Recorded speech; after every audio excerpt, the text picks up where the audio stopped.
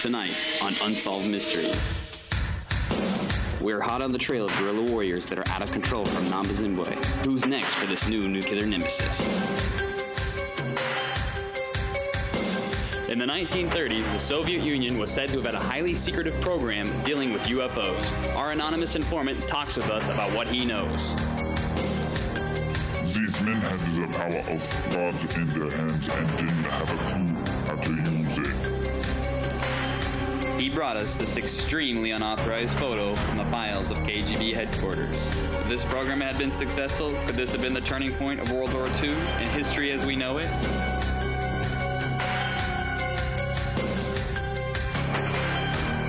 But for tonight's featured story, this is Derek Treble, a man that says with the aid of a malfunctioning late-night infomercial product was sent traveling back in time like something out of a science fiction film. However, Derek is worried that the time machine may have fallen into the hands of the wrong person and that they may use the shirt for evil. Many are still skeptical, but the most amazing part of his story is the shocking evidence that may or may not prove his time-traveling tale as true. So stay tuned for this week's episode of Unsolved Mysteries.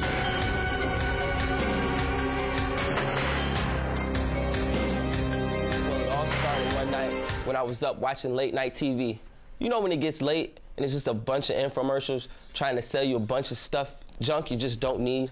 Well, something came on that really caught my eye. It was a shirt being sold by Shinwick that guaranteed 100% to get more interest from girls or your money back. I had been in a bit of a slump with the ladies, so I decided, you know, why not give it a try? So I called and ordered it, and once I got it, tried it out, it worked like a charm.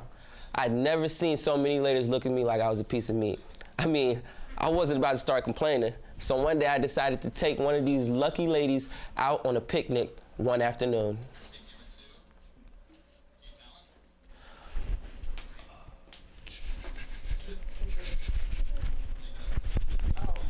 It was a beautiful day, so I decided to take her out to the country to a spot that only I knew about.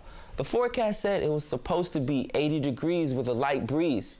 I had a bottle of wine and some sandwiches in my Shinwick shirt. How much more of a perfect day could this be? So this girl and I were taking a walk when suddenly an eerie electrical storm rolled in out of nowhere.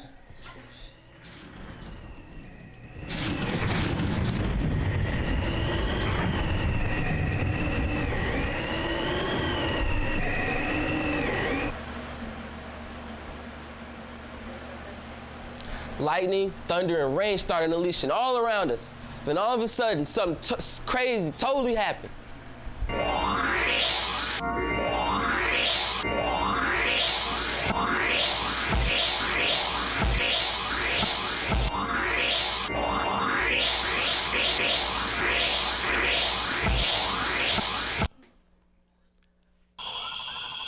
I had been sent back in time 65 million years ago, like Jurassic Park status.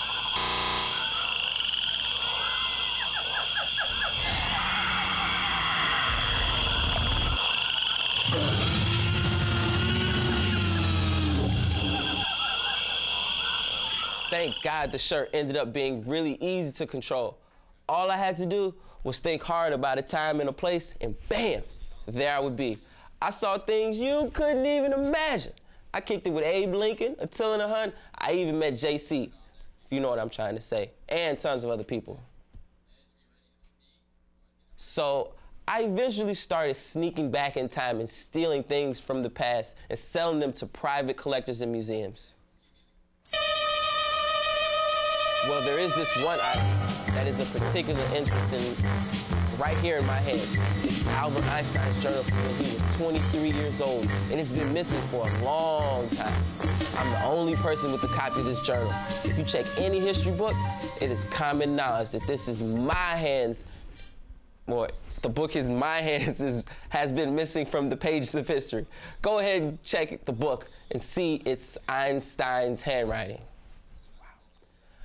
But as you could expect, I got a little reckless with the shirt, doing many things I probably shouldn't have done. I mean, hell, I've got this t-shirt that gets girls to think I'm hot and in a time machine. I was in heaven. But, well, one night I was drinking at this bar in the 1990s. And, well, anyway, I got to talking to this guy named Ted and told him all about how my shirt worked, and I didn't think anything of it at the time, but I guess he remembered me. And when I traveled back to present day, there he was waiting for me. What a weirdo. I mean, he's really weird. He had been waiting almost 20 years for me, waiting for a guy. I couldn't believe it. He had his friends hold me down so he could take the shirt. I was so devastated, and that's why I'm here, pleading for your help. I need help finding this guy. The police sketch artist did a rendition that looks like him, as you can see on the screen again. Again, I repeat, he said his name was Ted. I'm not sure if that really helps or not, but if you could, can you help please call 1-800-SOLVE-IT? You're not only helping me, but you're also helping the world as we know it. Who knows what this guy could be doing right now, messing with time? Heck, there are millions of things he could be doing. He could be messing with history. He could make it so that this show doesn't even air. Or most importantly, that this fine man does not exist.